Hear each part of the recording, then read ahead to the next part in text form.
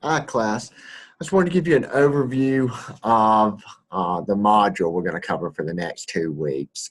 So for the next 2 weeks, we're going to discuss both the independent samples t-test and the dependent samples t-test.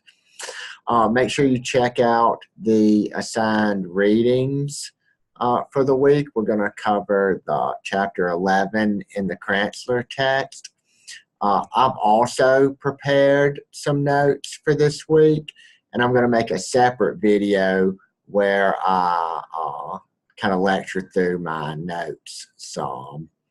Also be sure to read my notes on statistical power as well. I've provided some additional interpreting documents, so if you're not quite understanding maybe what I'm saying in my notes or from the lecture video, I have a couple additional interpreting documents on the independent samples t-test and the dependent samples t-test. So these are optional. And then there's also several optional videos that are posted in here and also in the module section as well here.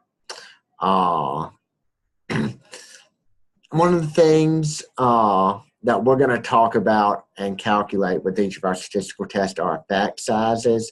These aren't covered in the Kranzler text. I talk about them in my notes, and I've provided an an Excel spreadsheet to help you actually calculate those. And I'll talk about that more in the next video. There are also several SPS guides running independent t-test and dependent t-test and SPSS. I've also made a couple of videos for each one of those to walk you through that. And then finally for this week, I have several example problems. If you look down here, example problems. So I have 3 different research scenarios which are very similar to what the data analysis assignment is. I give you a research scenario and then ask you questions regarding that scenario.